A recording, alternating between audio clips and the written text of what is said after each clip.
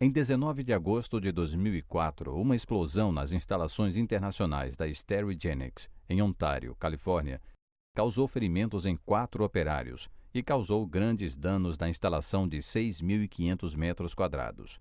A explosão ocorreu quando o gás dióxido de etileno usado no processo de esterilização incendiou e explodiu. A U.S. Chemical Safety and Hazard Investigation Board, Comissão de Investigação de Riscos e Segurança Química dos Estados Unidos, investigou o acidente. This was an incident involving a chemical that is both highly flammable and toxic to humans. It is fortunate that no one was in the immediate vicinity of the explosion because it is likely there would have been more serious injuries and possibly fatalities. The CSB investigation reveals several factors that led to the explosion at Sterigenics. This video digest is intended to graphically show what happened and how such accidents may be prevented in the future. A Sterigenics Internacional usa o óxido de etileno para esterilizar produtos tais como seringas, catéteres, ataduras e depois enviá-las para fornecedores de produtos médicos. Os produtos chegam à fábrica pré-embalados e empilhados em paletes, prontos para serem esterilizados em grandes câmaras de aço. A fábrica contém 8 câmeras de esterilização que são operadas e monitoradas por pessoal que utiliza um sistema computadorizado na sala de controle. Os produtos médicos embalados são colocados na câmara e as portas são lacradas. A câmara é então preenchida com óxido de etileno, que penetra nas caixas durante um período de várias horas, matando quaisquer germes e esterilizando os produtos que estão lá dentro. Após a fase de esterilização, o óxido de etileno é retirado da câmara e das caixas de produtos em vários passos. Primeiro, aproximadamente metade do gás é bombeado para fora da câmara para um dispositivo de controle chamado purificador de gases, onde ele é removido por produtos químicos. Em seguida, praticamente todo o óxido de etileno remanescente é removido através de uma fase chamada de lavagem de gás. Isso requer injetar ar e nitrogênio na câmara, onde eles se misturam ao óxido de etileno. Esta mistura é então bombeada para fora da câmara para o purificador. Este processo é essencial para reduzir a concentração de óxido de etileno para níveis abaixo do nível de explosão, e é repetido várias vezes até que reste apenas um pequeno resíduo de óxido de etileno.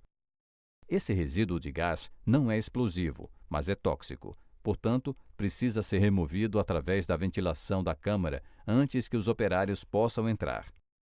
A porta de frente é erguida apenas alguns centímetros, o que automaticamente abre a ventilação na parte de trás da câmara. O ar é atraído para a câmara para outro dispositivo sugador chamado catalisador oxidante. Quando o ar entra no catalisador oxidante, ele é aquecido, passando por chamas abertas. Quaisquer resíduos de óxido de etileno são removidos na medida em que o ar passa por um catalisador de metal.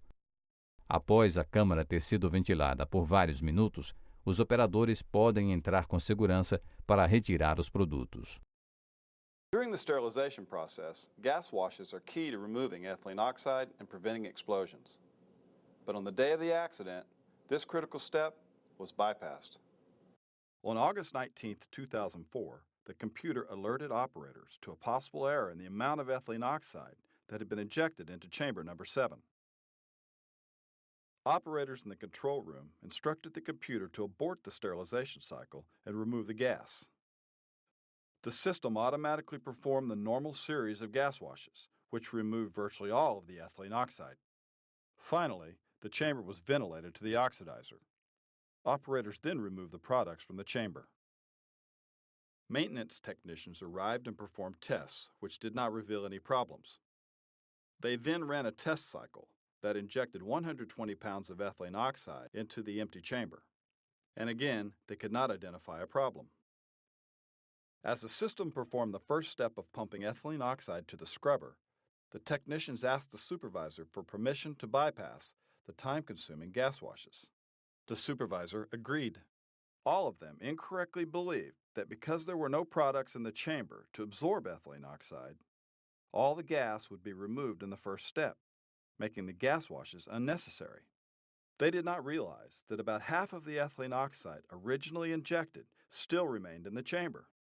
There was no monitoring system to alert them to this explosive concentration of gas. The supervisor provided a technician with his special computer password to manually advance the cycle, bypassing the gas washes. A short time later, the front door was raised, activating the chamber ventilation system. This drew a large amount of ethylene oxide from the chamber through the back vent to the open flames in the oxidizer. The explosive gas ignited. A flame front traveled back through the ducting into the sterilization chamber, igniting the remaining ethylene oxide and causing a powerful explosion. It destroyed the sterilization chamber, bulging the chamber walls outward, blowing off both of the 2-ton chamber doors, sending one of them 75 feet away, knocking out this hole in the north wall. The force of the blast caused widespread structural damage throughout the building. The control room was showered with flying glass from the windows. Debris, including the computers that control the process, littered the inside of the room. While the accident would seem to have been caused by a single event, bypassing the gas washes, the CSB investigation actually revealed several causes for the explosion. The supervisor with the critical password did not understand why the gas washes were essential, whether the chamber was empty of products or not. Next, the sterilization chamber was not equipped with a gas monitoring system to warn employees of explosive levels of ethylene oxide. And the company's process hazard analysis program never thoroughly evaluated the hazard presented by the oxidizer, despite a history of oxidizer explosions in the sterilization industry. The CSB investigation noted that the control room had glass windows that were not shatter-resistant. The control room suffered significant damage in the explosion, and all the injuries occurred to workers inside the room. If your control facility is located in an area where an explosion could occur, consider using reinforced window materials or replacing any windows with video cameras. Another lesson from this incident is the importance of regular training. Maintenance technicians had last been trained about the need for the gas washes in 1997, 7 years before the incident. The maintenance supervisor, who was authorized to use a password to skip the gas washes, was hired after 1997 and never received the training. So a very important lesson is, be sure personnel are fully trained on process hazards before authorizing them to override automatic systems. The CSB made several recommendations to the company, government agencies, and others. Oxidizers are commonly used for reducing air pollution. However, they have been the source of numerous explosions. Our recommendations are aimed at reducing this hazard.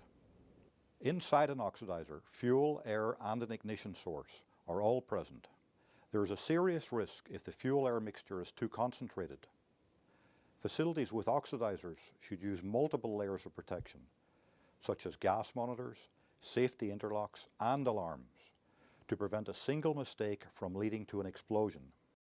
The CSB recommended that the National Fire Protection Association, which creates fire codes used around the country, require additional safeguards to prevent explosions at ethylene oxide facilities. Specifically, we recommended the codes require the use of gas concentration monitoring equipment, alarms, and explosion damage control devices. We also recommended that Sterigenics install similar safety devices and improve its employee training and hazard analysis programs. Finally, we recommended that the National Institute for Occupational Safety and Health, or NIOSH, work with the ethylene oxide industry to promote the use of gas monitoring and other safety measures. CSB recommendations are aimed at preventing accidents. If followed, we believe these recommendations will go a long way towards developing safer workplaces. To read the full report on the CSB's investigation, visit our website at csb.gov. Thank you for watching this CSB safety video.